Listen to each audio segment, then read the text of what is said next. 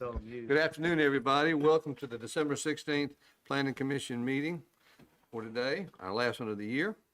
We're gonna change this around a little bit on which one of these public hearings we're gonna do first. We're gonna drop down to C and do the Moreland subdivision, lot 21, Bon Secours Village South, and that's Andy. We gotta do, Give you, go ahead and call the meeting. Oh, I'm sorry, I'm sorry. Call the meeting to order. Roll call, please, Mel. Okay, Pete Bacakis, Here. Frank Malone, Here. Bill Harris, here, Fallon Young, Here. Grant Brown, Here. Dr. Mary Long, Here. Jason Holt, here, Ray Moore, Here. Richard Lamar. He has called in, he's not making it today. all right. Okay, first order of business, the chair will entertain a motion to approve the minutes for the last meeting. Move for approval of the minutes of the November 18th and December 2nd work session. Second. A motion and Both. a second. All in favor? Aye. All opposed? I'm abstaining from November. Okay. Alan abstains from November, got it. All right. We've got an item for deferral, Arbor property rezone. Andy, what's going on there?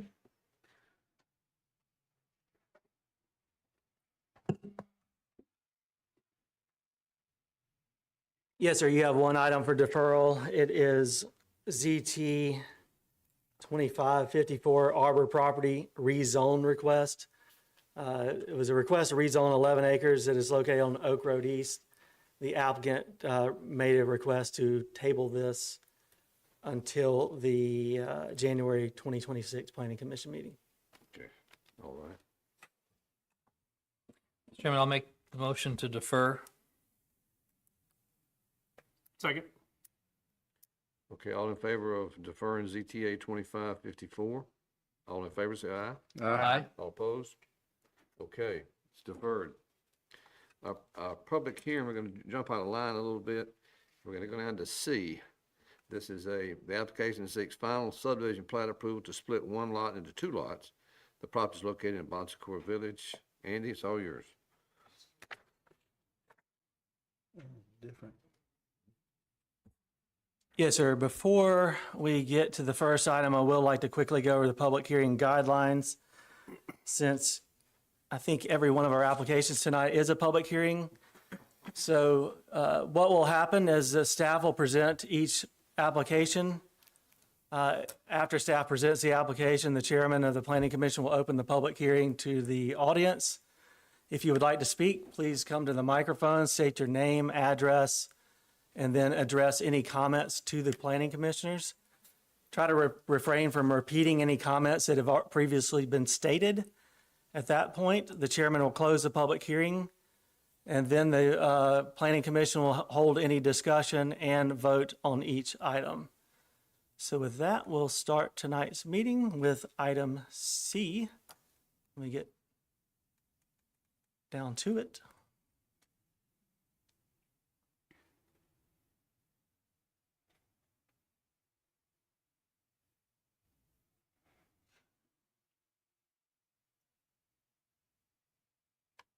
Okay, so the first item will be is ZA 2555 Moreland subdivision final plat. The applicant seeks final subdivision plat in order to split one lot into two lots. The property is located in Bon Secours Village. It is lot 21 of Bon Secours Village South subdivision. I think all of you know where Bon Secours Village is located, on Waterway West Boulevard. This property is one of the 6 lots located down along the Intracoastal Waterway. It's highlighted in red on the screen. It's currently zoned PUD, overlay with the underlying zoning of R14. The property is currently vacant wooded. Obviously, most of the land uses within the vicinity of this are the single-family houses in Bon Secours Village. This property was brought into Bon Secours Village PUD in September when the City Council approved Ordinance 2174.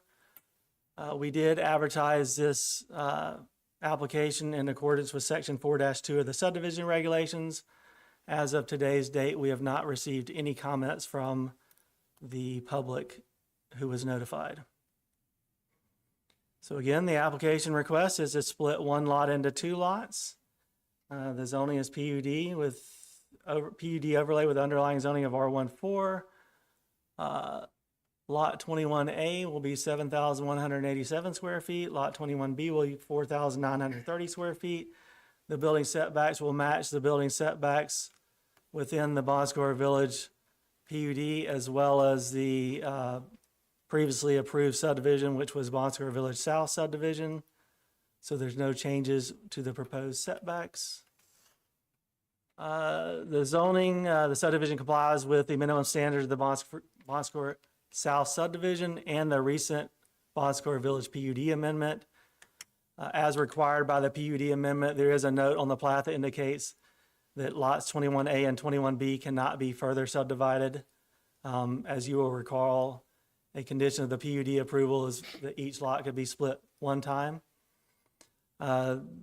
The application complies with the minimum standards of the subdivision regulations, and this plat has been reviewed and approved by the fire marshal and engineering department. So with that, staff recommends approval. At the time we printed your staff report and sent it out on Friday, there were 3 conditions of approval. All 3 of those conditions have been addressed either by revised plans or revised submittal. So at this point, we recommend approval with no conditions. Be happy to answer any questions. Commissioners, any questions up here? No, sir. Okay, I will open up the public hearing. Anyone in the audience would like to voice their opinion on Moreland subdivision? Please address the microphone. Okay, nobody up? We can barely hear you. Okay, sir, I'm sorry. I asked for anyone in the audience who would like to come up and voice their opinion on this dividing of this lot, please come up to the microphone. Okay, no one. Okay, Mel, close the public hearing, please. And I'll take a motion from the commissioners. I'll make a motion to approve the Moreland subdivision. Second. Got a motion and a second, all in favor? Aye. All opposed? Okay, motion carried. All right, that's the first lot. Our next lot is lot 23, Bon Secours Village South, final plat, ZA 2558. Andy? Yes, sir. This is very similar to the last application. The applicant seeks to subdivide one lot into 2 lots. This property is also located in Bon Secours Village PUD, a couple lots down from the previous application. So you see this lot is, again, located 2 lots further to the west from the previous application within Bon Secours Village. Same zoning, PUD overlay with the underlying zoning of R14. Vacant wooded, again, it's located along the IC Intracoastal Waterway. Same background, City Council approved this lot to come into the Bon Secours Village PUD back in September. We advertised this in accordance with Section 4-2 of the subdivision regulations. We have not received any correspondence from the public that was notified for this application either. Specifics of this request. Lot 23A is to be 6,437 square feet. Lot 23B is proposed to be 6,488 square feet. The building setbacks will match the setbacks that were originally approved with this PUD, as well as the underlying Bon Secours Village South subdivision. Again, it complies with the minimum standards of the Bon Secours Village South subdivision and the recent Bon Secours Village PUD amendment. A note has been provided on the plat. This property will not be further subdivided into any additional lots. Complies with the subdivision regulations and has been reviewed and approved by the fire marshal and engineering department. Just like the last application, there were 3 conditions of approval. All 3 of those conditions have been addressed, so staff recommends approval with no conditions. Be happy to answer any questions. Okay, Andy, are we okay on the drainage easements? Everything okay with that? Yes, sir. Everything's been addressed Okay. as required by the city standards. Okay. Anybody in the commissioners have a question? No, sir. Okay, Mel, let's open up the public hearing. We're opening up the hearing for Lot 23, replat of Bon Secours Village. Anyone in the audience would like to address this, please come forward this time. All right.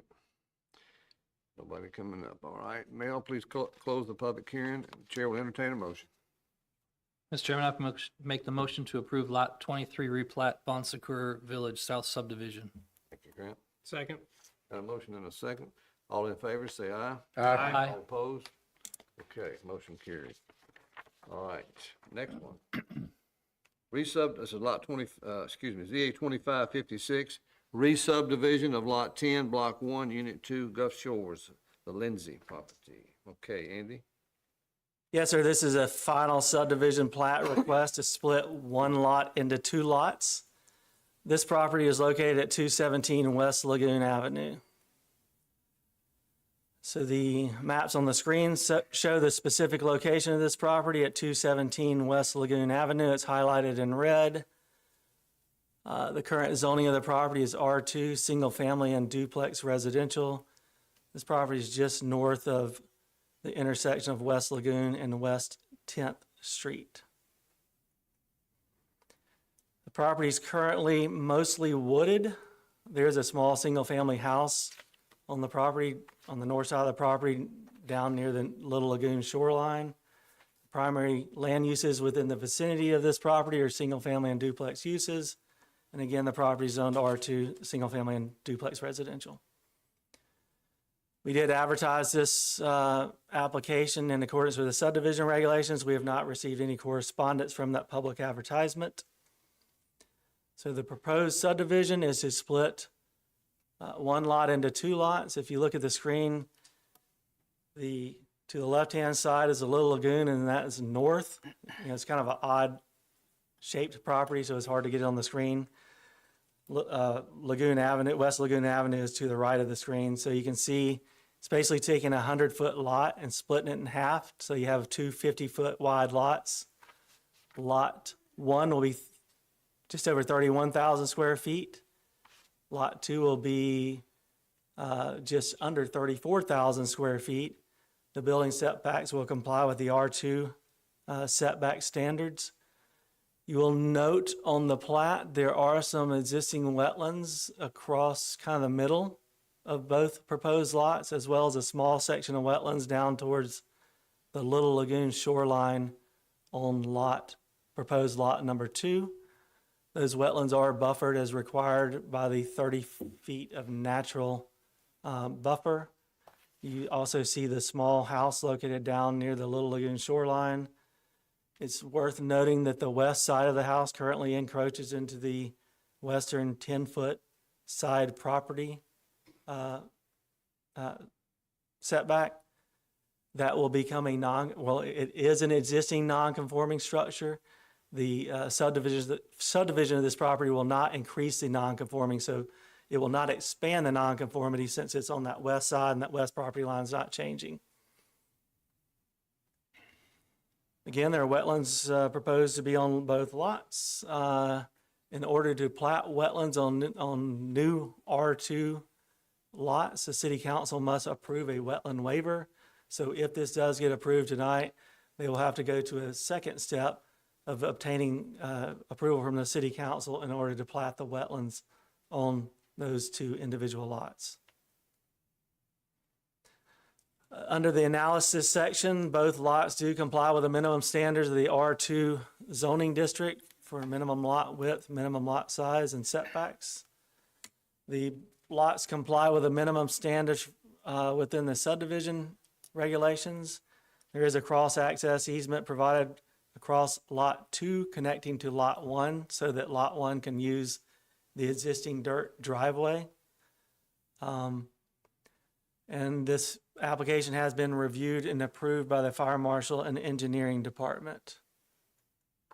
With that, staff recommends approval subject to 2 conditions. Condition number 1, a wetland waiver shall be approved by the city council in order to plat the wetlands on the R2 zoned lots. And then condition number 2, signs shall be placed at the 30-foot buffer line, providing notice to the future property owners of the protected nature of the buffer and wetlands. And both of those conditions shall be completed prior to recordation of the plat if it's approved. With that, I'll be happy to answer any questions. Andy, do you see any issues with the wetlands becoming an issue down the road in the future? I don't see any issues with them, as long as they're only going to be asked to plat the wetlands, so they'll still be preserved in perpetuity and buffered by the 30-foot natural vegetation. So as long as they do that, I don't see any issues with this proposal. All right, thank you. Anybody else have any questions up here? Okay, Mel, let's open the public hearing. I'm opening the public hearing for the re-subdivision of Lot 10, Block 1, Unit 2, Gulf Shores, the Lindsay subdivision. Any questions from the audience?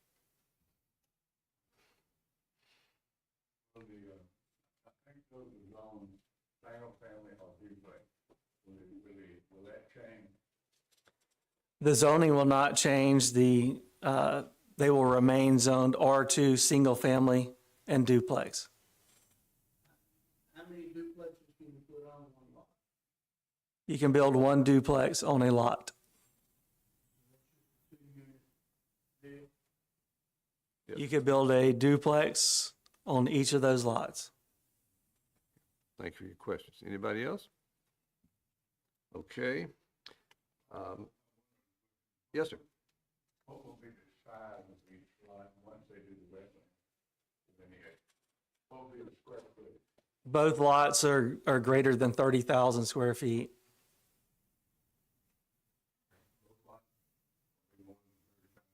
Yes, sir. Yes, sir. Yes, sir. What's the minimum size for a duplex lot in that subdivision, you know? 9,000 square feet. That's okay. Do they have to go to the subdivision association before they got to this point? There's no requirement in our zoning ordinance for them to obtain approval from an HOA. That would be a separate private matter. If there is a homeowners association, that's completely separate from our zoning ordinance. No, this is the first step if you only want to subdivide there. And I'm interested because this would be the first step. So In order to subdivide a property, you must obtain city approval from the planning commission. Yes, sir. Thank you for your questions, sir. Anybody else have any questions? Okay, Mel, close the public hearing. The chair will entertain a motion.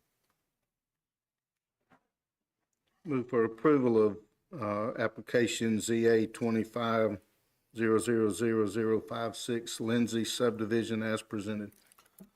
Second? All in favor, say aye. Aye. All opposed? Okay, motion carried. Those included conditions that the staff recommended, Oh, correct? yes, sir. Yeah. Yes, sir. Sorry, I said as presented, should have said as presented with conditions, so No for problem. the record. For the record, correct. Thank you. Thanks, Yeah. Grant. Sorry, Stand corrected. just making I sure, second that with you, Phil. clarify. Okay, our next item of business is the Crystal Village Conditional Use Permit, ZA 25-00053. I'm gonna make y'all understand, this subdivision has already been approved. We're here today to only discuss and approve beach access only. Andy, it's all yours.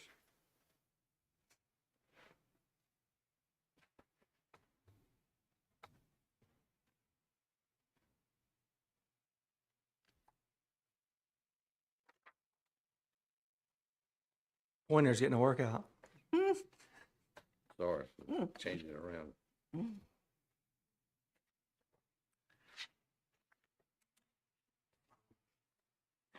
Yes, sir. This is application ZA 2553. It's a beach access request for Crystal Village, and beach accesses are only allowed by conditional use permit. As the planning commission knows, conditional use permit must be presented to the planning commission. The planning commission makes a recommendation to the city council. So no matter what the recommendation is tonight, this will appear on a future city council meeting, which will be publicly advertised once again prior to the public hearing at the city council.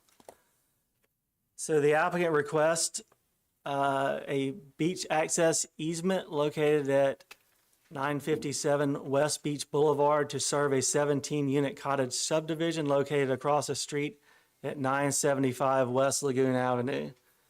That cottage subdivision is named Crystal Village Cottage Subdivision, and again, that's previously obtained site plan approval from the Planning Commission. The only action that will be taken tonight is on the beach access CUP request.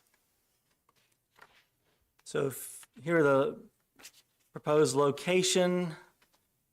You see on each map, I've got 975 West Lagoon marked, as well as 957 West Beach Boulevard. So you can see the location of the 975 is where the cottage subdivision is to be constructed. 957 is the proposed location of the beach access.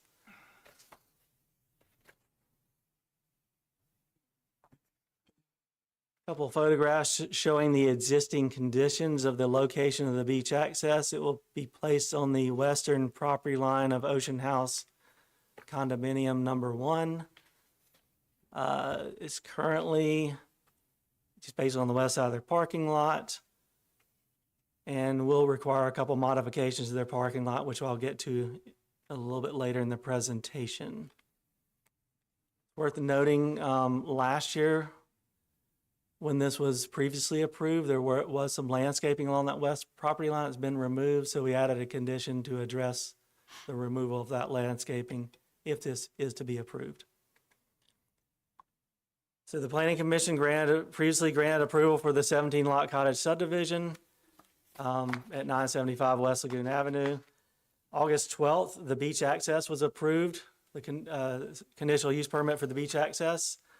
The conditional use permit regulations within the zoning ordinance allow a developer 1 year to obtain a building permit. Otherwise, a conditional use permit expires. So they did not obtain a building permit for the beach access within a year, I guess August 12th of 2025.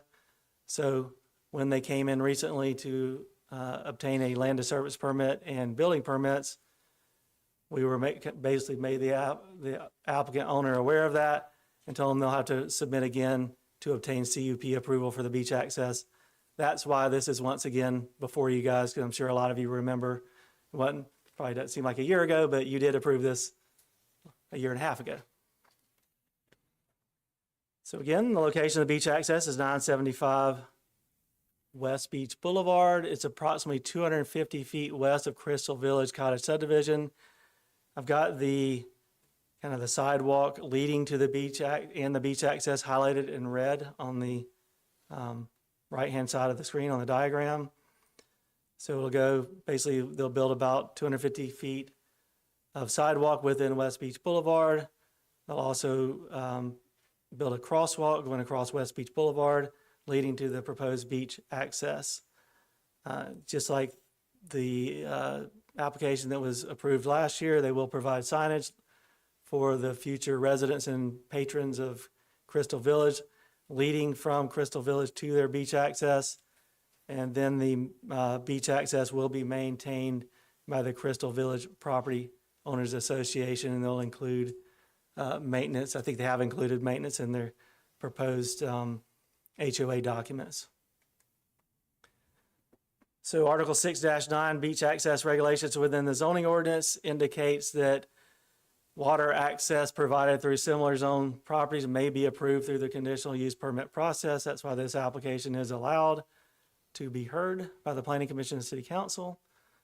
The beach access specifics will be 5 feet wide with a 4 feet tall metal fence on either side, locking gates on either ends, trash receptacles, low-level turtle-friendly lighting, and a shower. They will provide 4 feet of landscape strip along the western property line to buffer it from Surfside Shores condominium. Again, there will be 2 parking spaces removed, and the applicant proposed to restripe the area into 19 compact car spaces, which will be 8 by 19.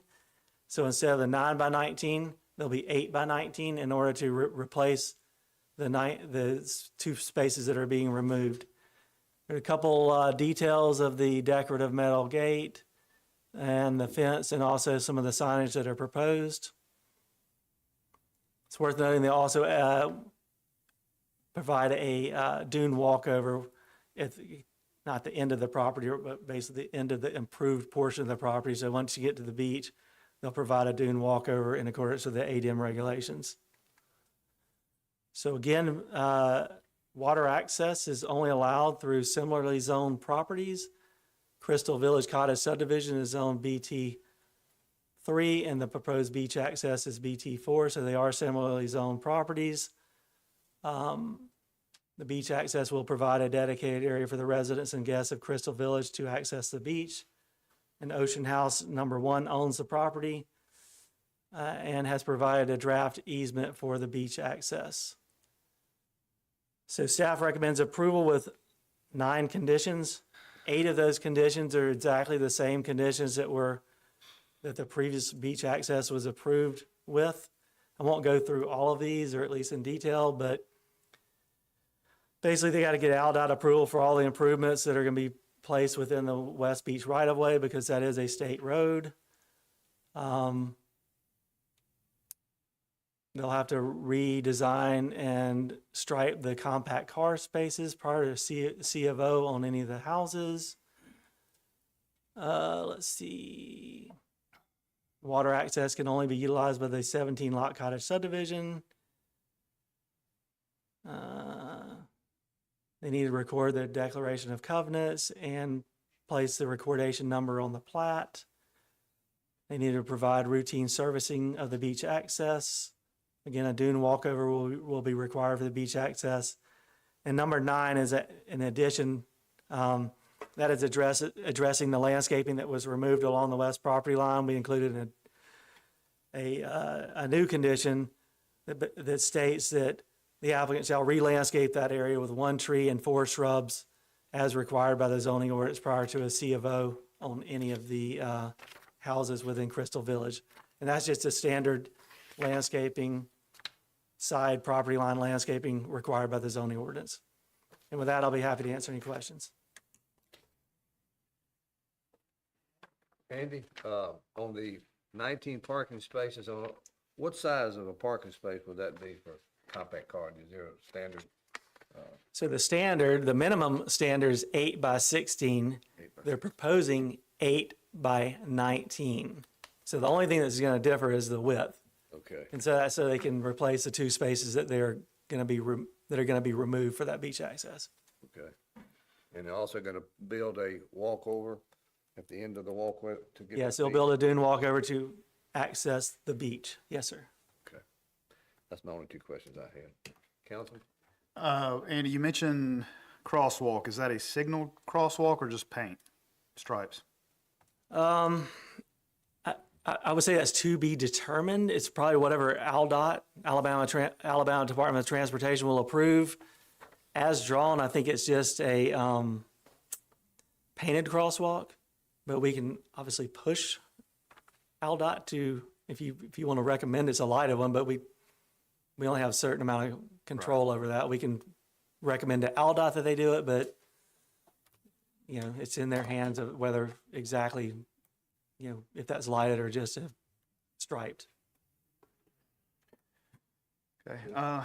Do we have, I know that this is the second beach access crosswalk in that immediate area. I know that one was approved. I wasn't on the planning commission, but not long ago at Crystal Shores West. Is there anything on the city books about the location of those, how close they can be together and all that? As stuff gets built on the north side of the road, more and more of these are likely going to come forward. Do we have any way to control that, to funnel them in a certain area? There's nothing on the books stating they can only be a certain distance apart or anything like that. I would say the only control the city has is through the CUP process. You can approve them or deny them. Okay. Okay. Anybody else up here have any questions? Okay, I'd like to, Mel, let's open up the public hearing. Anybody wants to address this beach, access? Please, come on up, ma'am. Can you please come to the microphone and state your name and address questions to the planning commission? Thank you. Yeah, this is being recorded, so everybody that's not here will get to see what you say. My name's Star McKelvey, and I own a condo at the Windjammer, and I know you're stating that this is basically just for their beach access. Correct. Which when I got the first one, and I own a house there too, so I never received this for the condo, but I did receive it for the house that I live in. So when we got the first one, was a year and a half ago, is that what you stated? It was basically this, the same thing, that they're building these and they want beach access, which was fine. However, the one thing I don't understand is that when they, and you're the planning commission, so I'm sure it was approved, they got away with not having the easement between their building and where the condos are. So when you walk out my back door now, here's my patio. Here's their tarp, their area for what they're building. They've dumped so much dirt that it's way higher than the condo sits. It's probably gonna flood. And it said that they received a variance, which I understand that. You get a variance. Why weren't we notified that they requested a variance? It would have given us an opportunity to say, hey, there should be an easement between my back door and their building. So those are questions that I have. I'm concerned. I'm a homeowner, and I have a lot of investment in this place. So that is a question about the approved site plan for Crystal Village Cottage subdivision. After the meeting, I'll be happy to get your name and number, and we can schedule an appointment to discuss those questions. Some of those, in terms of drainage, would be best answered by the city engineer, and she was not able to make it tonight, so I'll be glad to set up a meeting and go through the plans and public advertisement as well as any questions you have. Well, it's But way tonight, the more only than- thing that's- it's- drainage is huge, but the fact that I got a letter, but not even from the condo address, but from the house, but I never got anything saying they've requested a variance to butt right up to the back door. So that's my big concern. So yes. I'll be thank you. glad, if you want to, or if you want to give your name and number to Mel Davis here, I'll be glad to call you tomorrow and schedule a meeting. Thanks, Sandy. Hold on. He's coming up first. Good afternoon, everybody. Yes, sir. I'm Dave Coverdale. I am a resident, I'm a citizen, and I'm a tax-paying voter. Yes, sir. I just want to find out, I understand that you've separated the cups for the development from the cups for the beach walkover. Am I to understand there are two separate conditional use plans in place here? And if so, if the 1-year requirement for a building permit was the reason they had to renew the clock, so to speak, for their cups, what is the status of the building permit process for the conditional use plan that was approved on 12 August 2024 for the development part of it, for the cottages? So it's the development portion. So when it was reviewed initially, the cottage subdivision obtained site plan approval from the planning commission concurrently with a CUP approval for the beach access. Site plan approval is valid for 2 years. And if an application, well, there's a way for the applicant to ask for an extension of that 2 years for 2 additional years if they submit a request prior to it expiring. So the site plan is valid for 2 years. The conditional use permit for the beach access was only valid for 1 year. That's So why the conditional use permit application is back again. Yes. And so we're on a clock that goes until August of next year for the cottage subdivision. portion of it. To obtain a building permit, yes, sir.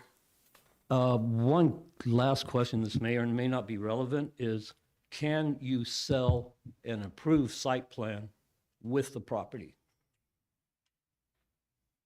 Can you sell a site plan? Well, here's what happened. The answer to that owners- is, if someone gets an approval site plan, It goes with the property? they could sell they obviously could sell it, yes. As long, because it what goes with the the planning transfer of commission is property. approving is they're approving a site plan in accordance with the zoning ordinance and the zoning standards. Okay. It has nothing to do with who owns it. I mean, obviously, an owner makes application, but after it's approved, they could sell it to someone else. Understand. Okay, thank you. Thank you for your question, sir. Yes, sir.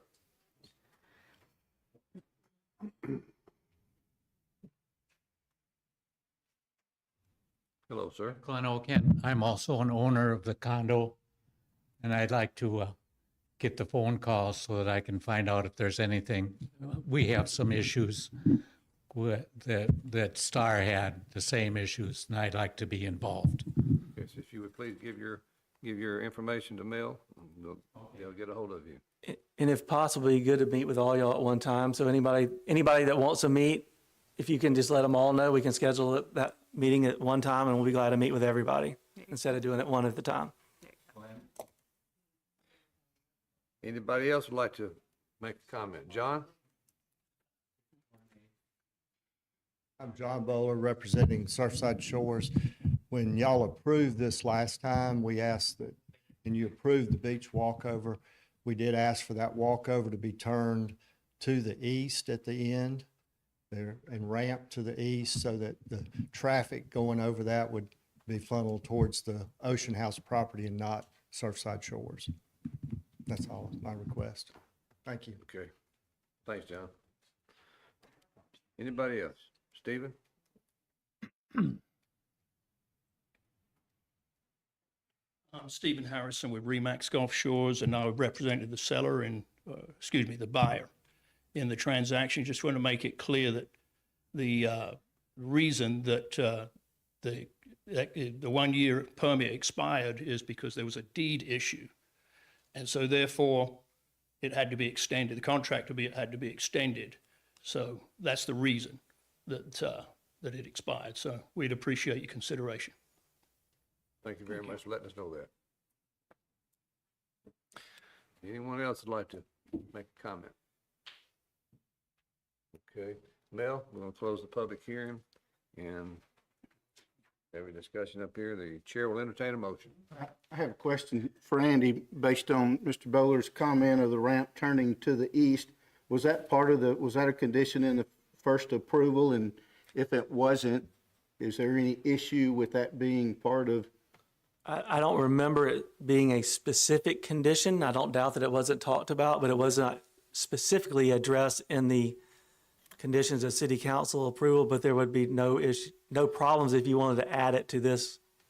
If I remember, As long as ADEM will allow you to do that. I don't know the ADEM regulations that well. that Brandon was here at the time, if I remember correctly, and there potentially is an issue with the terminus of the beach walkovers going one way or the other based on the accumulation of sand and the little drift of the sand, and so there was something in that. But maybe we could just add it as if ADEM approves. Yeah, because it'll have to go through building and through ADEM's approval. Yeah, that's kind of, I want to make sure there wasn't a site restriction that would have, should prevent us from. It's nothing in the adding zoning that ordinance, to- but again, I don't know the ADEM rules and regulations that well, but if ADEM will allow it, I don't see any problems. Yeah, I think that needs to be part of any motion. Yeah, just to note, there are several boardwalks that have been recently built along that area that do have, they're not 45s, but they do angle back. Crystal Tower's one of them. I know that there's a few others that are right in that immediate area, so I do think it's Angle it. doable. Okay. Go ahead, John. Yeah, it's closed, but come on up. It's closed, but come on up. I'll let Will Atkin. Just to add to that, as Jason said, Surfside Shores just built 2 walkovers in the past year, or early, maybe a year and a half, and both of those are angled back to the west.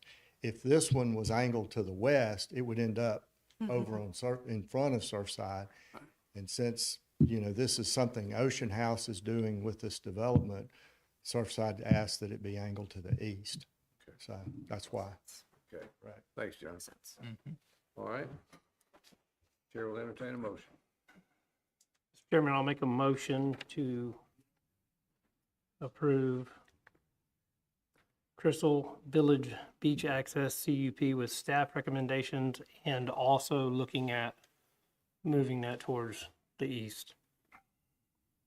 The access to the, Second. Okay, we got a motion and a second. Any discussion? Is the developer here? I meant to ask if the developer wanted to make any comments. Do you want to say anything? Okay, all right. Okay, all in favor, say aye. Aye. All opposed? Okay, motion carried. Just for the public that are here, this will have to go to a future public hearing in front of the city council. So you will be re-notified probably either late January or February. Thank you, Andy. Okay. Okay, our next public hearing is ZTA 2506, Vacation Rental Sign Zoning Text Amendment. And that's Scott, that's your. Yes, sir. Good afternoon. Good afternoon. Back up.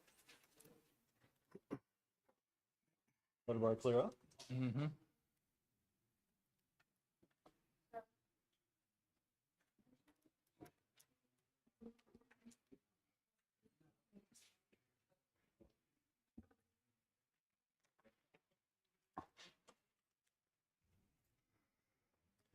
All right, good afternoon, Commission. This agenda item is about the vacation rental sign amendment proposed. So this was originally mostly spoken about at your October meeting, got postponed to November. And then a work session was scheduled and held on December 2nd.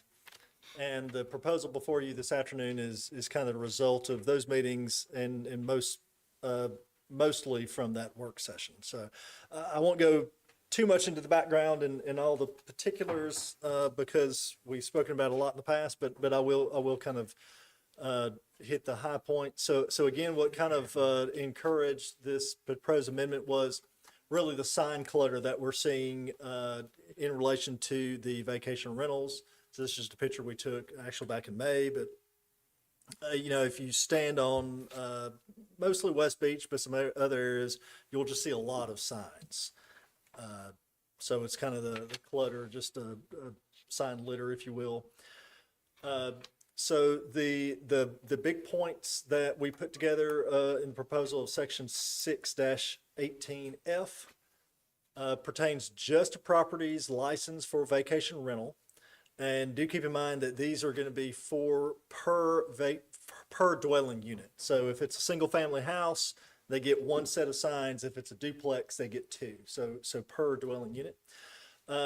We did propose, the proposal does include permitting all the signs. So before they were under the exempt category and they could just put them out there. Well, after discussion, we felt it would be better just to begin permitting these signs, except for the temporary real estate sign for properties for sale. Those can go out without a permit. But all the other signs we're going to talk about will need to be permitted when they're newly installed. We'll talk about grandfather and existing signs a little later. So there's the address numbers, 4 to 8 inch address numbers on each unit. An identification sign that can go up to 6 square feet. A nameplate sign, and there was discussion. So this was an increase for the nameplate sign. It was originally 2 square feet. So the proposal now is 4 square feet. Or if it's like a unique architecturally incorporated sign, it can go up to 8 square feet. On the Gulf front lots, you can have one sign on either side of the structure up to 60 square inches of the principal building.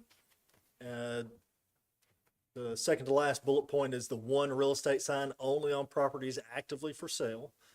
And then just we say this multiple times, but it's just an important thing to emphasize that we don't allow signs on or over the right of way. So if there's a sign in the right of way today, it's always been in violation, but we're just reiterating that any signs, you can't put any signs in the right of way. So I'll kind of go through these individual sign types.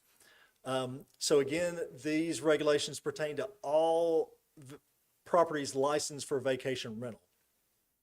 Some can be in the BTBG zone. So like over in East Beach, they may have single-family looking structure. It may be vacation rental, but they will, these regulations will apply to those. Most of the discussion centers around these R-zone properties, R1-4, R1-3 properties that are highlighted on the map on your screen. So the identification signs, these are the 6 square foot signs. In general, they must be mounted flat to the front facade of the structure. So I mean, these are just illustrative. We just picked out some that were already out there. So these signs that are highlighted now in the red, that's what we would call the identification sign. I didn't measure these, but just for example, the maximum size under proposed language would be 6 square feet. These are mounted to the front facade of the structure. And that's going to be the kind of the general rule, mounted onto the structure.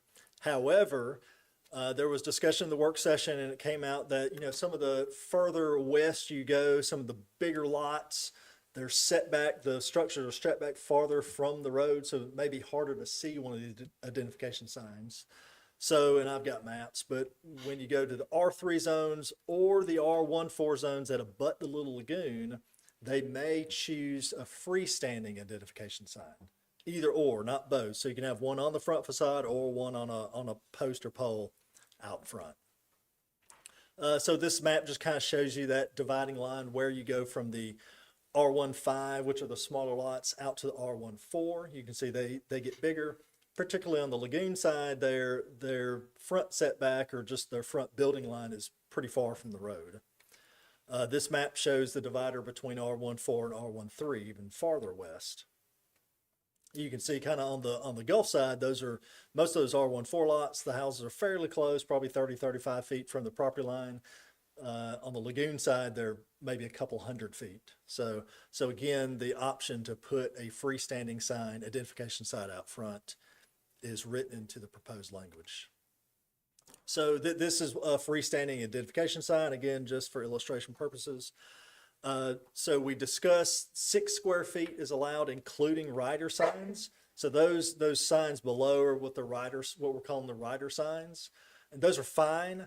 However, when we measure the area of these signs, we're just going to take the smallest rectangle we could fit, length times width, and it has to be 6 square feet or smaller, and no more than 6 feet in height from the ground.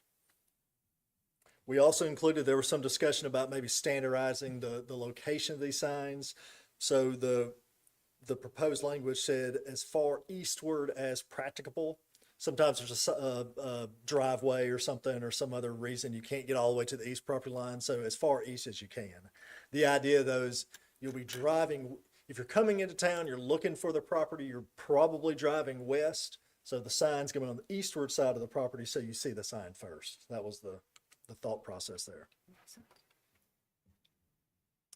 So the nameplate signs, back to this house that has the identification sign. So the nameplate sign, or this would be an example, this Bama Bliss, fantastic name. But originally I think it was proposed 2 square feet.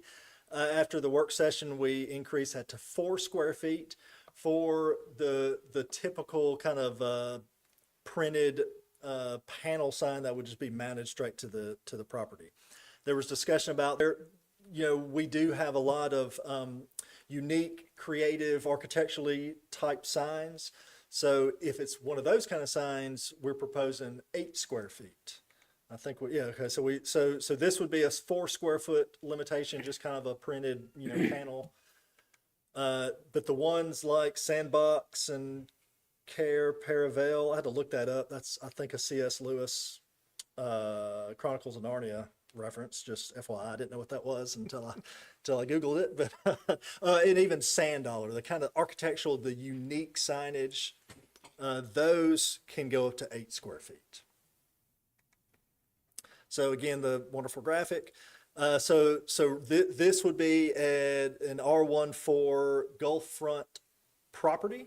So you would have an address number there at the top. The nameplate sign could be 4 square feet or up to 8 square feet if it's architecturally incorporated and unique to the structure.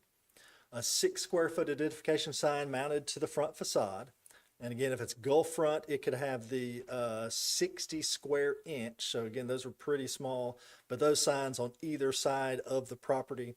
Again, the idea there is we don't regulate content, but those would most likely be used for, say, private access only, no trespassing, something like that, because kind of like the beach access discussion earlier, not all of them are public beach accesses. So the property owners may want to provide some signage to limit people using their property for access to the beach.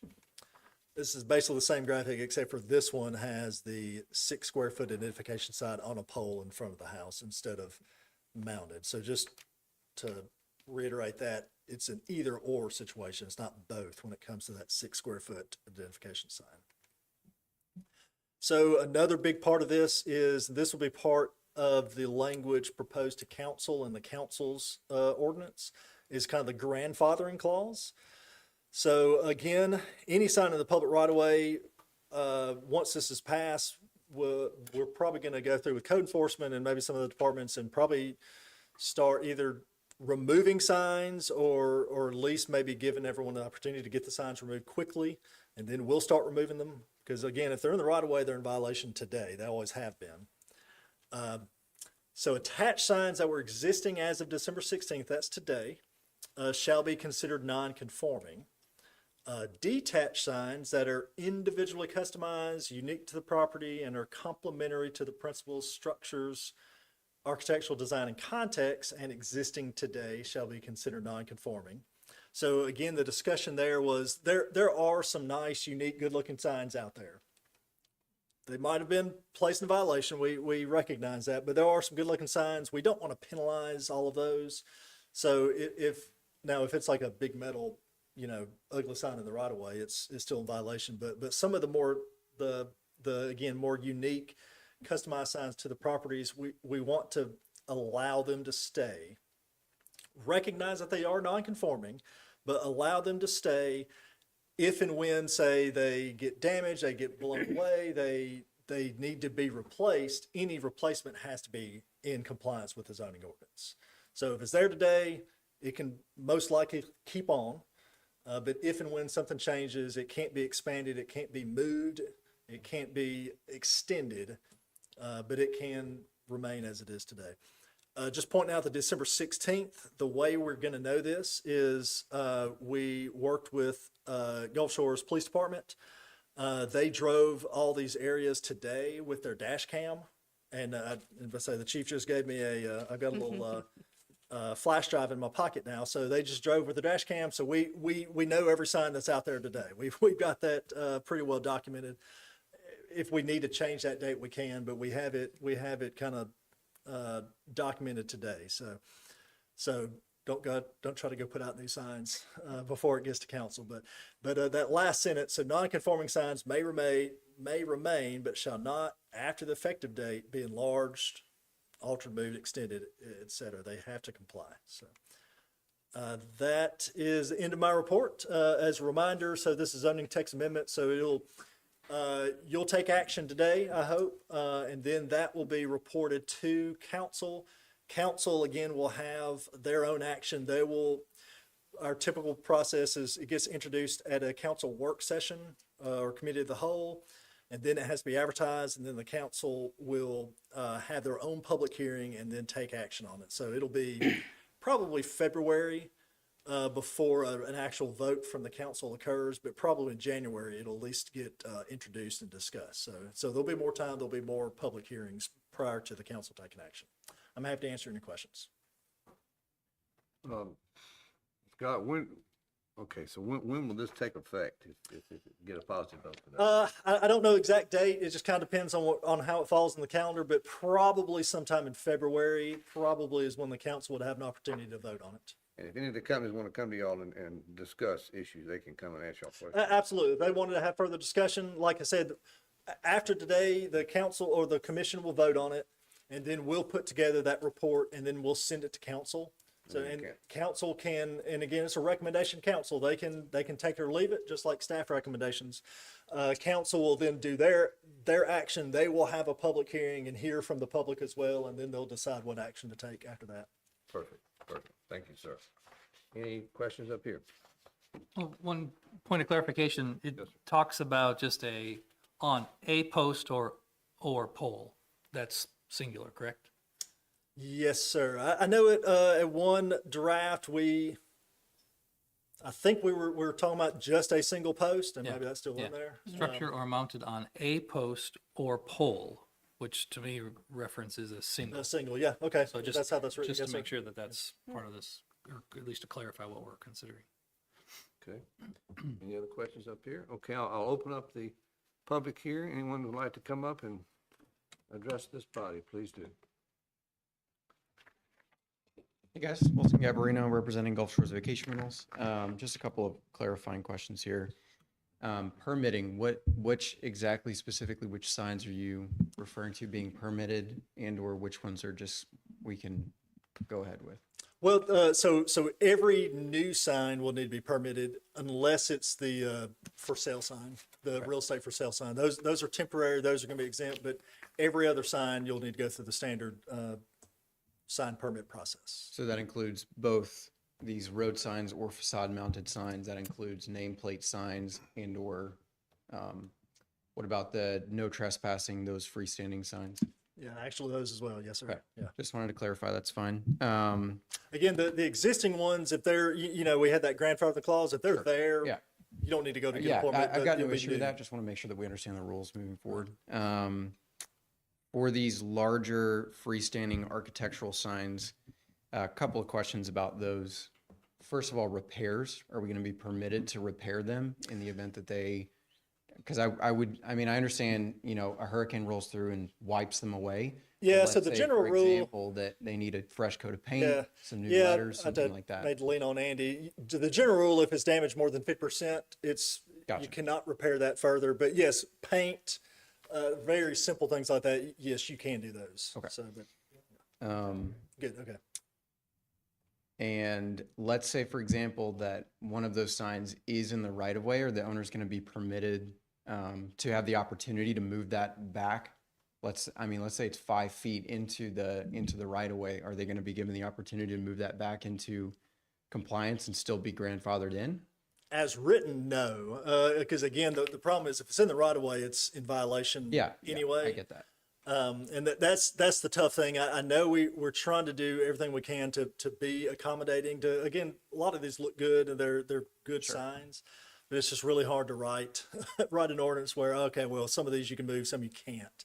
So it's written, no, I don't have a really good carve out for that. Okay.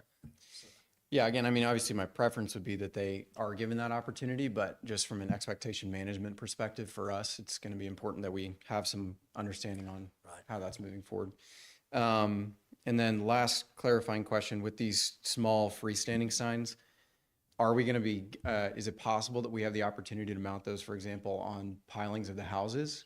Because, I mean, any way that you mount those externally on these beachfront lots, if it's an aluminum post, it'll probably fail within a year, but we've had relative luck kind of just screwing them to the pilings of the house. So is there any reason why that would be a problem? Yeah, I think that'd be fine. We'd call that the front facade. That's fine. Good deal. Yeah. Well, I just mean because these are called the freestanding signs, and that's not necessarily freestanding if we are affixing them to the side of the Well, property. the freestanding is optional. So yeah, it's either you can, if you're in one of the zones that allow the freestanding, you can either go on the facade of the house or make it freestanding. So yes, you could. Right, but I'm not talking about the identification signs. I'm talking about like the no trespassing, beach access, that kind of thing. I think we could work with you on those. Okay, that's fine. Yeah. Good deal. Thanks, guys. Thank you so much. Thanks, man. Anybody else would like to say something? Nobody else? Okay. Mel, we'll close the public hearing and the, Mr. Chairman, I'll make a motion that we approve zoning text amendment as submitted. Second. got a motion and a second. All in favor, say aye. Aye. Opposed? Okay, motion carried. Mr. Chairman, can I just compliment everybody, the commission and staff and the public, Wilson and Jeff? It was really a good opportunity to work together to try to solve a problem and we delayed just long enough to get I think a good ordinance and one that we can feel comfortable getting to the council to take action. I feel like that work session was very valuable. I concur with that, and the work session was very helpful, very helpful. can only speak for ourselves, but we appreciate the compromise from the city and helping us here, and certainly not thrilled about it, but we can understand where it's coming from. We get it. Okay, we're here to work with you. Okay. All right. Our next item of business is the zoning text amendment, walking overlay district. Andy, it's your particular. Excuse me. Excuse me, before we get started, does anyone need to use the restroom or anything? Will we start? Okay, go ahead, Andy. Yes, sir. This is another zoning text amendment, is ZT 2510. City seeks to amend Article 10-3 of the Walking Overlay District to amend the boundaries of the district so that it will apply to other properties in the beach area. As with the last zoning text amendment, the Planning Commission will make a recommendation to the City Council. The City Council will hold a public hearing at a future date, probably in late January or February. It's a little background on the Walking Overlay District. It was created in 2005 as part of the Envision Gulf Shores study that went on probably for at least a year back then. And after the study was done, the city adopted new regulations for the beach area. And part of those new regulations was the creation of a Walking Overlay District.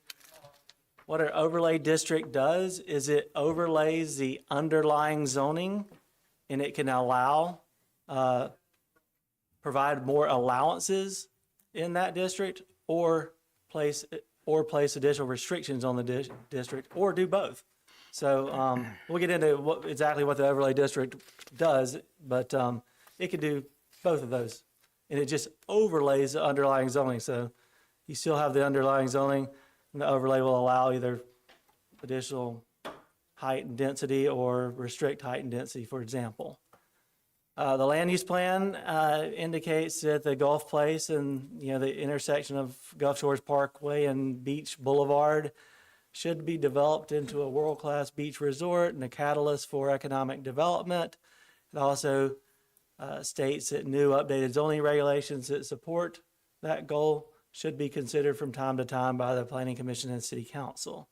Vision 2025 plan, Gulf Beach District was action item number 5. Basically, it was similar to the land use plan. It was stated that the Gulf Beach District should become a pedestrian-oriented, mixed-use downtown area that supports the city of Gulf Shores. So on the left, it shows kind of the existing walking overlay district boundary. That's from the Envision Gulf Shores plan that was done in 2005. So again, a walking overlay district, usually I've told you what it does. So specifically, the walking overlay district extends several benefits to the properties within those boundaries. It allows incentive bonus building height and density if approved by the Planning Commission and City Council. It allows modifications to the underlying zoning. Usually those are only approved through CUP, which also requires Planning Commission and City Council approval. It allows the mixed-use condominium uses. For those that are on the Planning Commission the last couple of years, that was a zoning text amendment that was approved a few years ago. It's a specific use that basically mixes, I think, condominium. It's condominium and hotel standards to, it's a little bit more easily to finance a mixed-use condominium. And then, as with most other overlay districts in the city, there are parking reductions allowed in overlay districts. It's worth noting also that all the areas that were proposed to be included in the walking overlay district were previously part of the beach area overlay district. So a lot of those benefits I just discussed were also available in the beach area overlay district. So again, the issue is for many years, the city's anticipated the beach area kind of being redeveloped into a pedestrian-friendly downtown district. We still have that goal. We've achieved some of it with the new Embassy Suites building, but we're not there. The big change or the big requirement of the walking overlay district is that residential and lodging uses are only allowed in mixed-use buildings of which a minimum of 10% of the ground floor is reserved for commercial use. That's the big change here. So you can't build a residential or lodging use in the walking overlay district unless 10% of the ground floor is dedicated to commercial use. Standalone single-family houses, duplexes, and townhomes are not allowed in the walking district. So we believe that expanding the walking district into the nearby blocks will incentivize the redevelopment of Gulf Place into the mixed-use pedestrian downtown that's envisioned. So the actual portion of the zoning ordinance being amended is very small. We're making one small change to the Article 4 definitions, walking overlay district. Currently, that definition references the City of Gulf Shores walking area zoning map. There is no such thing. So we're replacing that with City of Gulf Shores zoning map, because we do have a zoning map that shows the walking overlay district. And then obviously the second change is to expand the walking area overlay district several blocks to the west, to the east, and to the north. And I will show you on this map. So the current walking overlay area overlay district is highlighted in, I believe that's green. And then the proposed amendment will incorporate, I'm going to go into the north, basically the properties along Gulf Shores Parkway that are currently zoned BT1 North up to just north of West 8th Avenue. Going to the east, the properties along the north and south sides of East Beach Boulevard down to the middle of the block between East 3rd and East 4th Street. And then going west, incorporate the blocks on either side of West Beach Boulevard down to West 6th Street. There is a small portion that is has kind of a cross-hatch pattern that is part of the existing walking overlay district. We are proposing to remove that. All of those properties are developed with single-family houses, and they're not really likely to redevelop into mixed-use development. So we thought, with kind of our analysis, we thought it'd be nice just to get that out of the walking overlay district, because it's probably not likely to redevelop. Pretty much that whole block going towards the east is all single-family residential houses. So we thought we should exclude that because of the existing uses within that area. Under the analysis, the expansion would add 152 additional properties. Again, 14 properties will be removed. Kind of a breakdown of the zoning of those existing, or the properties that are to be added. 28 are zoned BT4, 73 are BT3. BT4 is usually along the Gulf front lots. BT3 typically is the zoning directly across the street north of Beach Boulevard. 10 properties currently zoned BT2, 39 properties along Gulf Shores Parkway that are currently zoned BT1 North. And then there are 2 properties that the city owns that are zoned open space. That's the Wade Ward Park properties. Existing land uses, 27 properties are vacant, 33 properties are developed with single-family or duplex houses, 30 properties are developed with multifamily or hotels, 52 properties are currently developed with as commercial developments, and then 4 contain existing mixed-use developments, and then 6 properties are owned by the city and are either part of the public beach or a public park. So this, if this amendment passes, it will make 31 existing properties that are developed with houses or duplexes non-conforming. So those properties are highlighted in kind of the orange colored. So if you look on East Beach Boulevard, looks like there's about 6 properties there. All of those are located on the north side of East Beach Boulevard. And those blocks are primarily already developed with commercial. And then on the West Beach side, again, there would probably be the remainder of the 25, 24-ish lots that are currently developed with single-family houses that would be non-conforming if this amendment is passed. There is one vacant lot, it's highlighted in red. It's at the corner of West Third Street and West First Avenue.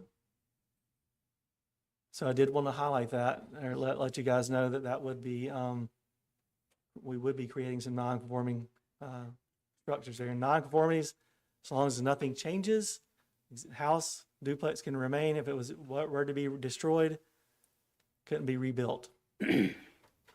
So that's a challenging part of this amendment. And again, we did remove 14 properties that are currently developed with single-family houses, basically because of that, and also that existing development pattern. It's not likely to change anytime in the near future. So synopsis, the boundaries of the walking overlay districts have not been changed since 2005. There really is no increase in by right entitlements granted to the properties within the walking overlay district. The main difference is, again, standalone single-family houses, duplexes, townhouses are not allowed. They're only allowed within mixed-use buildings that contain commercial uses. So we believe the expansion will only increase the chance to achieve the city's vision of turning this area into a mixed-use, pedestrian-oriented downtown district. Staff recommends approval of the zoning text amendment as drafted. Again, this will be forwarded to the city council once the planning commission takes action. Be happy to answer any questions. Are any of the properties that are non-conforming residential, are any of those cottage subdivisions? None of them are cottage subdivisions. We did draw the boundaries to exclude all the existing cottage subdivisions. Okay, even the cottages to the north by Waterville, are those carved out of this? That was not a cottage subdivision development. That is included in this. It was just a condominium development. So if they've got 5 or 6 structures, separate structures, if one of them's damaged more than 50%, What happens? So we would probably look at it as 50% of the entire development. It's a good question because normally it's written for one building, but I would think we would look at that as a 50% of the entire development. There's 17 units in there, and they were recently purchased by new owners prior to this, I think. There That's pretty is, extreme. 17 units? there is a savings clause in the zoning ordinance for condominiums that states, I just read it a little bit ago, something like if a condo is damaged by more than 50%, it can be rebuilt kind of to the same density as previously existed if it's rebuilt within 5 years. So there is a savings clause for condominiums. That applies to, I think, the Beach Area Walking District and Little Lagoon Pass Overlay District. But now 10% of the floor plan or footprint would have to be commercial retail. Not if they were rebuilt a condominium to the savings clause. Okay. But if someone wanted to build a residential development on any of that, 10% would have to be dedicated to commercial on the first floor. so these individual single-family duplex lots, if they're damaged more than 50%, they really have no opportunity to rebuild anything because they're not big enough to do a mixed use and commercial on a 50 by 150 lot. So what options do they have? They have no options, right, Andy? It'd be a vacant They'd have lot. limited options. So And somebody that was, comes in and that's kind of that's a drawback of this expansion. And we try to carve out as much of the existing single family as possible because of that. But obviously we didn't carve out, it still leaves 31 houses. Be pretty serious with the storm. What? Be pretty serious with the storm. Well, I just think about individual property owners not being able to build anything back. And so, I like the concept of this expansion to incentivize and benefit the district. I think we're penalizing some property owners in this process that, I think we're gonna put them in a pretty bad situation there if they're damaged 50%, can't build back, can't meet new codes, can't build anything on their lot. So we just, I find that part really challenging. As you said yourself, that was the challenging part. If that 50-foot property burns down, so there's no opportunity to consolidate other properties to make it larger, then it's gonna be a vacant lot. Right. Forever, because it can't get larger. You're basically forcing somebody to come in and try to acquire quite a few of these homes to convert into a commercial project. And I would think that expanding the district to incentivize that might create opportunities with more benefit to folks to consolidate and buy up properties. But love to see us do that without forcing a devaluation of a property in the process. The initial discussion about expanding really was just up the 59 corridor at first. We hadn't really heard a whole lot about going east-west outside of the existing footprint, but knowing we wanted to get all the way up to Waterville, basically, that makes sense along the 59 corridor where it is commercial for the most part. But the east and west in some of these neighborhoods, I don't know. So a couple of years ago, we expanded the beach area overlay district to capture the BT1 North properties on 59 North. Now we would just be incorporating those into the walking district. There's not a whole lot of difference in the beach area overlay districts and walking overlay districts. So that's not a real big, I agree with you, that's not a big change there, but the bigger change is going east and west, especially to the west. I mean, there's only five or seven properties on the east that are, most of that's already developed commercial on that north side, but the west side, there's some lots in there that it's challenging. Person that owns that lot on West First Avenue and West Third Street, I can be able to do a whole lot with it. Terrence, could you put that map back up, please? Thank you. Yeah. I don't remember what I saw a minute ago. This one? That's it. All the little orange.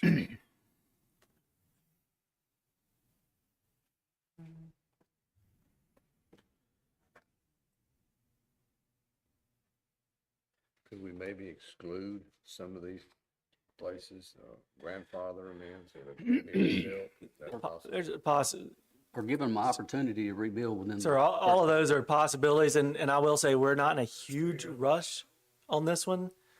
We did debate whether to put it on this agenda or not, and Lee Jones has had a lot of input into this as well, but we got the report written, and I said we can get it on there if you would like us to, so we presented it to you, and if you want to, there are some questions, so if you want to take time to think about it, and we have time to do that. We're not in a huge rush on this. Yes. Yeah, Yeah, we may be able to tweak the boundaries. We could potentially add savings clause in there. I mean, there's several things we could do. Well, the property next to Beachview, it looks like it's owned by the same, all of that is owned by the same owner. HVC or HH. A lot of those are owned by the same. ELC, so it looks like that's already kind of been bought up by one particular owner.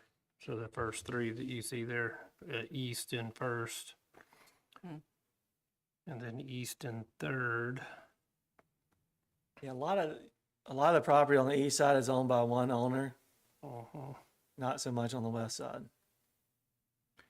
On another issue, Andy, a little clarification, probably for those people listening, that when we talk about the incentive for more density and height and more density, I said density and height.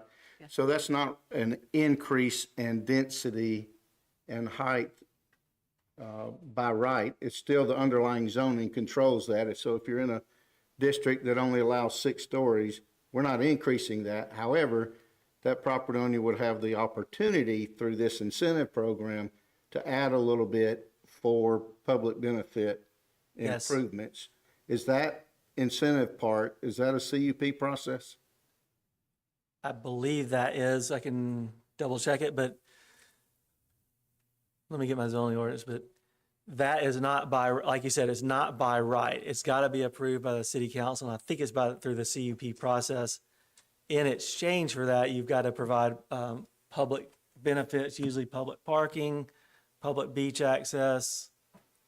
I know that's two of the incentives. There's also, I think there's an incentive where you can buy down based on X amount of, but whatever you buy down, that money has to be used by the city for public infrastructure and parking and beach access improvements. So let me double check. Yeah, my main point, I just want it to be clear that we're not increasing density and height by right.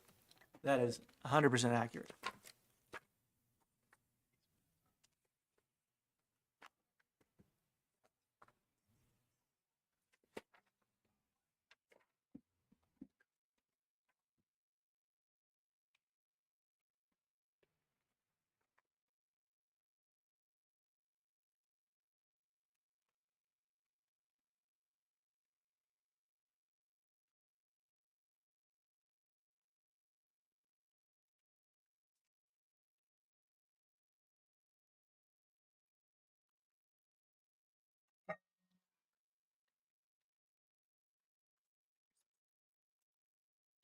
In the neighborhood.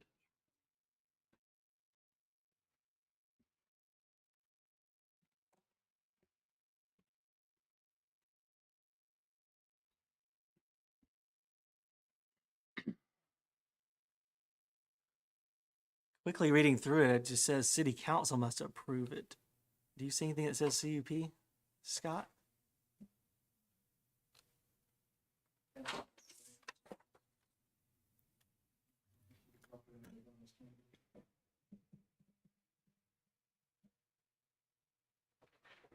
Yeah, the way I read it, it's city council has to approve it, so. Right, normally a site plan would stop at planning commission, but if someone did want to ask for incentive height and density, it would have to go to the city council for approval. Yeah. It doesn't say a CUP, but it is city council approval. Okay, let me see if there's anybody in, okay, is there anybody in here would like to address this? Please come. Yes, sir.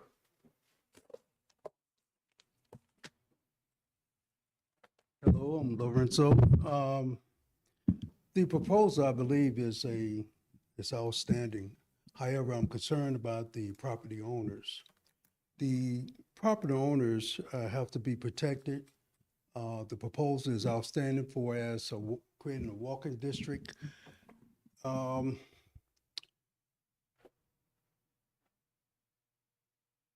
When it comes to cottages, unfortunately, cottages create dead zones, and it's conflict with the walking district. And this walking district is needed though. But in order to protect the property owner, there needs to be a plan in place to purchase the property. If we don't have a plan in place, then we're going to be mostly wasting our time with this proposal. As an example, the Canal Walking District, we have a similar problem. And this is why the Canal Walking District, both north and south, we have had very little success in developing it because you have the same situation.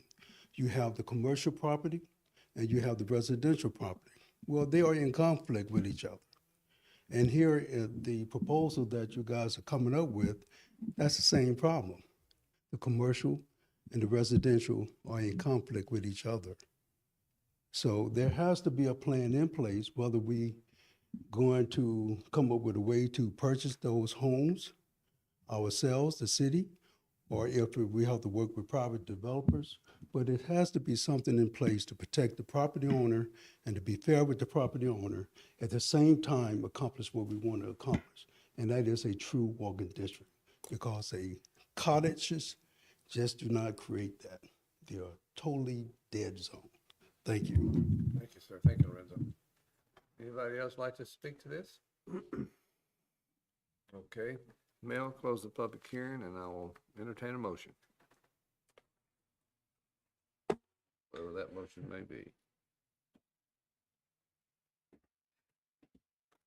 I'd like to make the motion that we table this discussion so that we can spend some more time reviewing the actual merits of the proposal. Okay, we've got a motion to table. I need a second. I'll second. Got a motion and a second. All in favor of that, please say aye. Aye. All opposed? Okay, motion carried. Sorry. Table for now, sir. Thank you. Okay, ZTA 2509 zoning text amendment annexation, pre-zone regulations. Scott, that's you. Yes, sir. All right, this agenda item pertains to the initial zoning of annexed property into the city.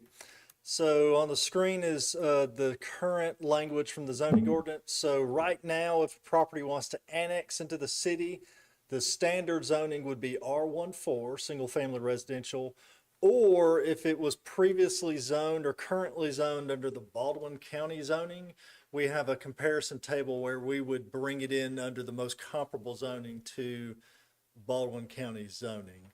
The issues we're running into that is, well, sometimes whatever Baldwin County had it zoned as may not be what we think is most appropriate for Gulf Shores, or R14 may not be appropriate either. So, and it makes us sometimes hesitant to annex particularly larger tracts of property initially as R14, because then, you know, they can immediately turn around and bring in a residential subdivision that may not be most appropriate at that location. So the proposal is to change the initial standard zoning to AG, agricultural.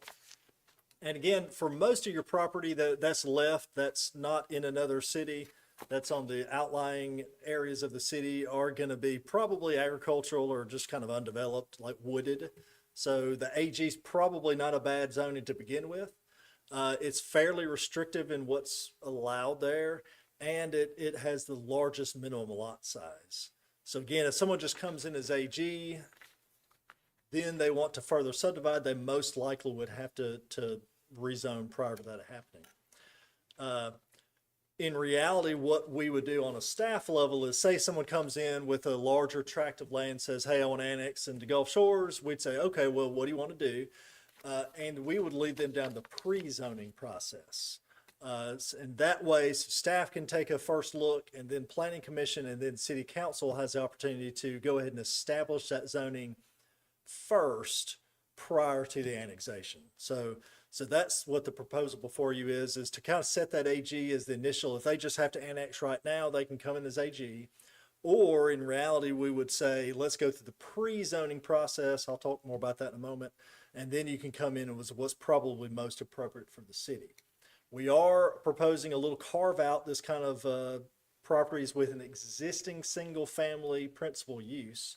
So what we also see is sometimes people will say, hey, Gulf Shores has one of the best school systems in the state. I'd really like my children to go there.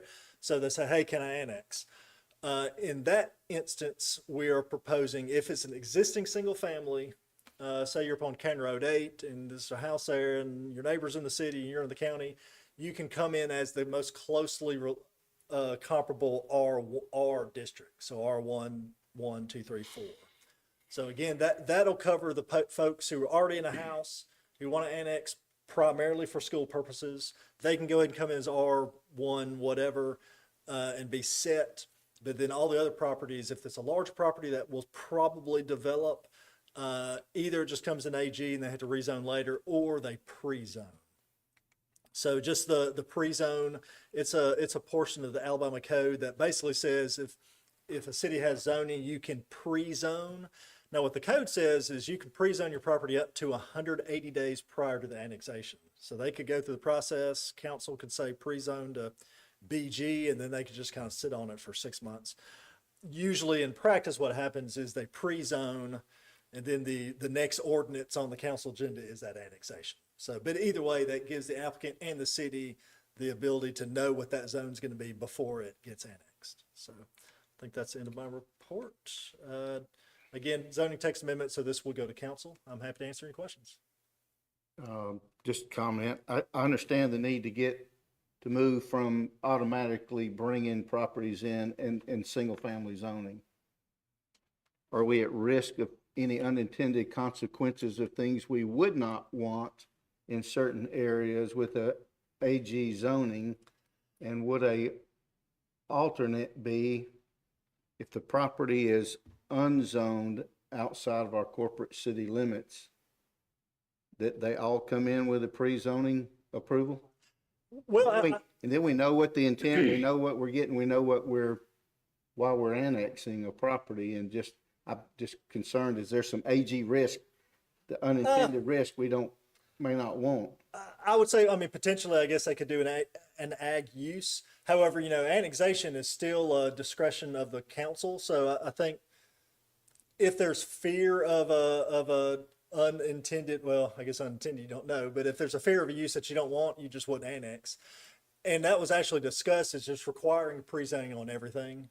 It's just, and that's I like that. However, I think what we run into sometimes that may be an unintended, I guess, negative would be those single family houses that really want to get their kids into school, and then they come to us, 3 weeks before school starts, and you just you don't have time for the pre-zoning process. Well, I would still carve those out if they're existing homes. I'm talking about the vacant parcels that have no zoning. And is there any reason, I mean, what was the pushback and conversation not to require those to pre-zone? I guess none, other than just for whatever reason, if there's a time issue that, hey, I just really need to get into the city. I don't know what that would be on an undeveloped property, but contracts or things like that. I guess part of it was just the time issue. If you wanted to go straight into annexation, that's really fairly quick. We can get you on the council agenda and council can go to that action. But I guess that was part of the discussion. But I said that my initial response was, let's just pre-zone everything. Just make them go through that process. But as you know, it's several months. It has to go to planning commission first, go to council, get advertised. So it is a time factor that we didn't want to, in case there was some issue for somebody who just, I need to be in the city limits, then I'll zone later. We wanted to kind of leave that open. It may be better for the city if it takes a little time to understand what the plan is with the property in order for us to understand exactly what we're getting ourselves into. Agreed. By accepting it. And like I said, I think on the staff level, we anybody who comes to us, unless it's like a single family established use, we would say, let's pre-zone. I mean, in fact, we may even say we would recommend against the annexation unless you pre-zone. So we can change the language to just flat out required, or like I said, from the staff level, that's what we would say to anybody who asks us anyway, is let's pre-zone. On vacant properties. Yes, sir. Yeah, vacant, larger properties.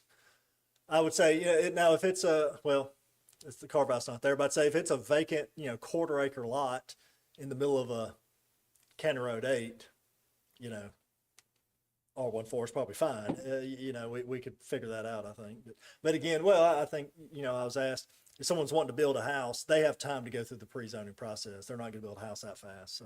So we would catch that as well. I'm just thinking with the cost of eggs, chicken farms are pretty profitable if you're sitting on acreage for a few years without a plan. True. Yeah, that's true. Yes. And again, that's why I would rather, you pre-zone anything that's of size, just because we want to go ahead and establish what the most appropriate zoning is up front. So this is mainly for large tracts of land. Well, it's really for anything that's being annexed, but the concern is going to be that large tract, or even 5 acre tract, even 3 acre tract that could turn into who knows what. So. Gotcha. All right, does anybody else got any questions up here? Yeah, just talking about single-family homes coming to school, you're saying those would be carved out and not pre-zoned? That's it. Yeah, that's what's in Okay, it. I just want to make sure. We went through this several years ago when Fort Morgan Road was annexed by legislation. And there were several property owners there that wanted a different zoning than the R14. And I was just concerned about cost as well, having to make single-family homeowners go through the cost of all that. Yeah. Yep. Anybody else? Okay, I'll open up the public hearing. Anybody want to say anything about zoning text amendment annexation and pre-zone regulations? Yes, sir. I'm good with the ordinance, just a point of information. Would any prior applications that have been submitted fall under these new rules if these new rules were passed prior to those applications being approved? Do we have any, or are you anticipating some? There were two today. I mean, I read my agendas. It'd be processed under the rules in effect. So Okay. again, this at best will be probably February before the council can even take an actual vote. Okay, thank you. Yes, sir. Thank you. Anybody else? Okay, Mel, close the public hearing and the chair will entertain a motion. If you're ready to give a motion. I like the pre-zoning requirement for all larger tracts, and if it's a developed single-family residence, it could come in as residential, the nearest residential. I don't know how we put that into a motion. Second. Good. I think you just did. Restate your motion, Greg. That all properties, future annex into the city would go through the pre-zoning process unless it is currently developed with a single-family residence. It would come in as whichever residential zoning is nearest at the time of annexation. Okay. So clarification, because if they have a current zoning in the county, it's proposed that they would come into the closest Residential. zoning, even if it's not residential, right? I would. I thought the ag was related only to parcels that did not have any zoning. Or did I misunderstand? What was submitted to you today is just everything would be ag unless it was ag residential, regardless of. Okay, gotcha. But as Mr. Brown's revision would be, everything is pre-zoned except for that carve out for existing single family. Okay, I just want to clarify. I still second. We got a motion and a second. Any discussion? All in favor, say aye. Aye. All opposed? Okay, we got some kind of a motion there, Scott. So maybe we can work on shortening the process for, for those annexations, so it doesn't take as long to get that done and. Because Okay. pre-zoning takes planning commission and city council. Yes, sir. Yeah, pre-zoning is essentially the exact same thing as a rezoning Okay, as far as process. all right. Has anybody in the audience would like to address this body that didn't get a chance to list it on the formal agenda? Okay. Other business, Scott, you want to tell us about our 2026 Planning Commission Yes, calendar? sir. So I think everybody has a calendar, but so we've put together the 2026 Planning Commission calendar. The Board of Zoning Adjustment calendar is out there as well, but as you know, you typically meet on the fourth Tuesday of the month. The formal submittal deadline is approximately 6 weeks prior. So just so you and everyone else kind of knows the process, so an applicant will submit, so let's say they're trying to go to the February meeting. The deadline to submit their application is January 5th. Staff will do their review and schedule on February 5th a plans review meeting where we go through with the applicant all of our comments and concerns.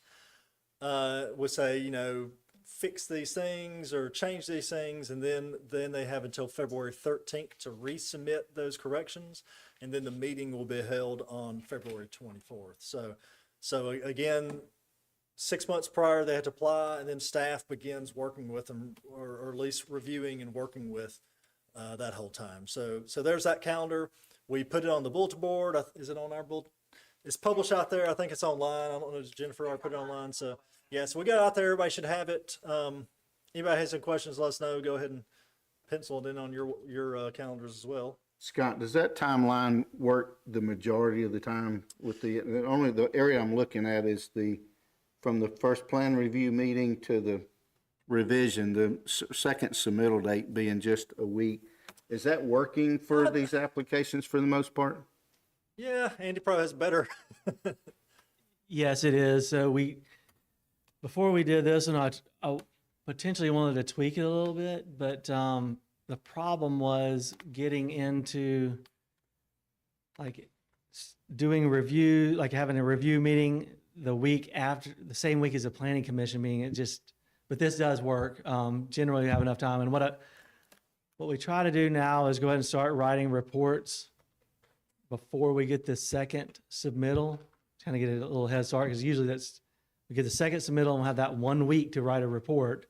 So that can be kind of a time crunch if we have a bunch of applications, but we started kind of start writing them almost immediately when I do my first review, just to get ahead of the game a little bit. But Are you finding the applicants are responding in that 1 week period to stay in the queue? they usually do, yes. Yeah, sometimes they don't, and they don't make the agenda, but yes. I think it generally works out. We try our best, again, like Scott said, to meet with them and go over everything in that plans review meeting, and hopefully when they resubmit, we give them a marked up plan that shows everything that needs to be changed, so hopefully it will be changed. And I will say, we continue to look at some of our internal processes. We're starting to, I think when we start rewriting ordinances and regulations, we're going to outright require, but we are starting more pre-application meetings. That helps a lot. Making the engineer, surveyor, contractor, whoever sit down with us before they even apply and just kind of go through the process. That helps a lot. Points out everything so that first submittal gets better. So that means our comments become fewer, and that resubmittal is quicker and easier. So yeah, we're continuing to work on that. In a moment, I'll talk more about subdivision regulations, looking at those, revising next year to hopefully kind of, again, streamline and make some efficiencies where we can. That I don't know if I want to reduce that submittal calendar much, but it may reduce some of the crunch time that we experience. It looks pretty good, Scott. Can you give us a little update for rules for bylaws? Absolutely.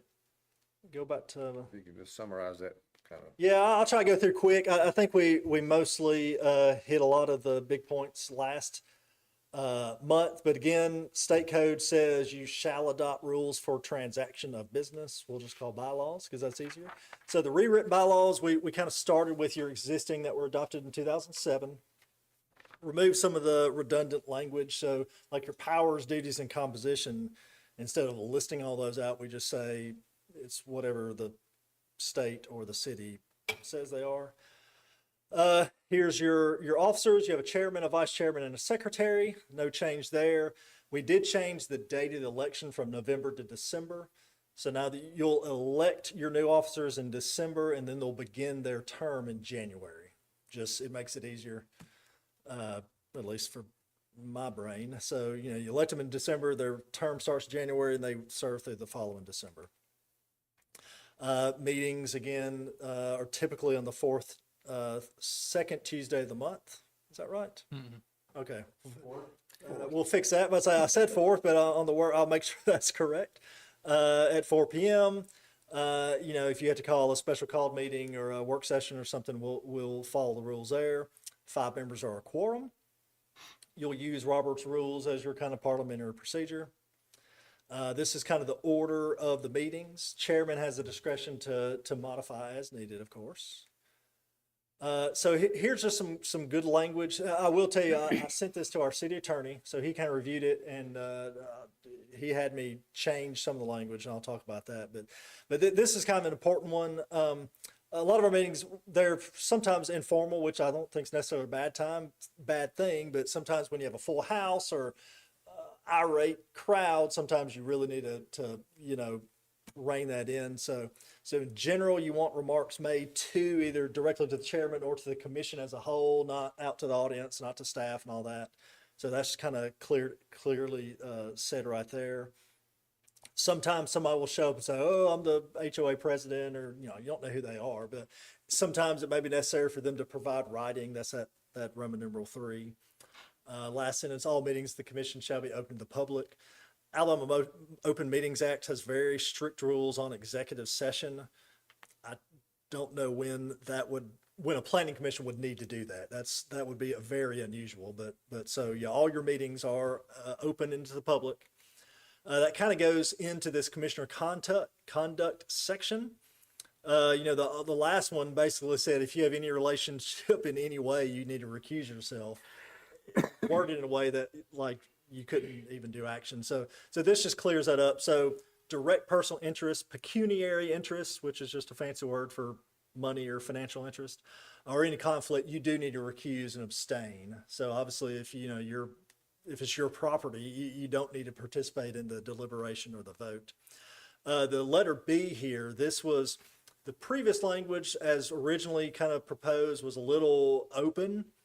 What our city attorney said is that just needs to be an ironclad statement about ex parte or the conduct or contact and communication with people outside of the public meeting. So if you have an applicant, a citizen, or somebody calling you on the phone or catching you in the grocery store, say, hey, let's talk about what's on the agenda or what may be on the agenda, you just need to not participate in that. That keeps the integrity of the process clean, but it keeps you individually safe from an ethics and a legal standpoint. You are all appointed officials of the city. You are all subject to the ethics laws of the state of Alabama. So just be very careful and just say, hey, somebody calls and say, hey, let's talk about how you're going to vote or what you think, or come to my house and look at, you just need to avoid that. And everything needs to take place here in the public meeting.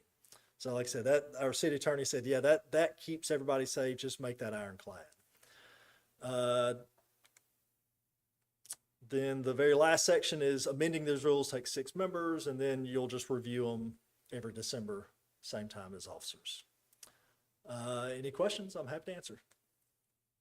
And this would be for action tonight. This is written as a kind of a resolution to adopt.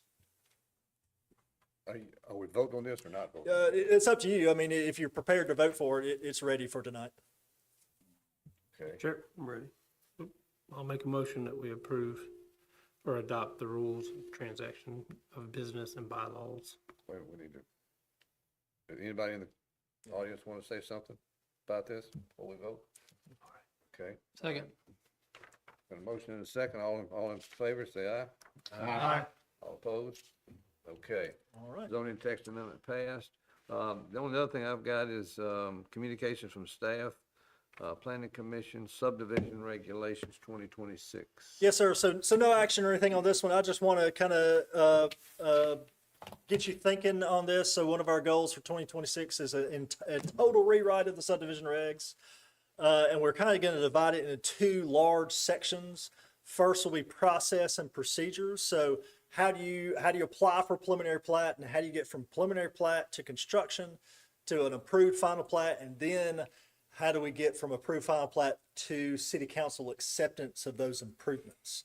Trying to, like I said earlier, trying to find efficiencies and to streamline the process. So some things, if we can, for example, state code allows what state code calls a minor subdivision. So for instance, those plats at Bon Secours this afternoon,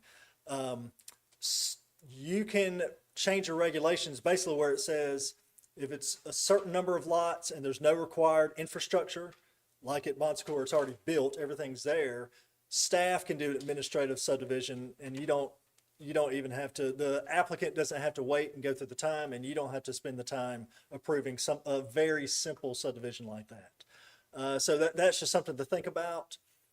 Maybe separating preliminary plats from construction plans so they can get a plat approved before they do the full design of a construction plan. They can, if you deny the plat and they've spent all this time and effort on construction plans, that's a lot of, so that's the process of procedures probably is one big chunk we're going to look at.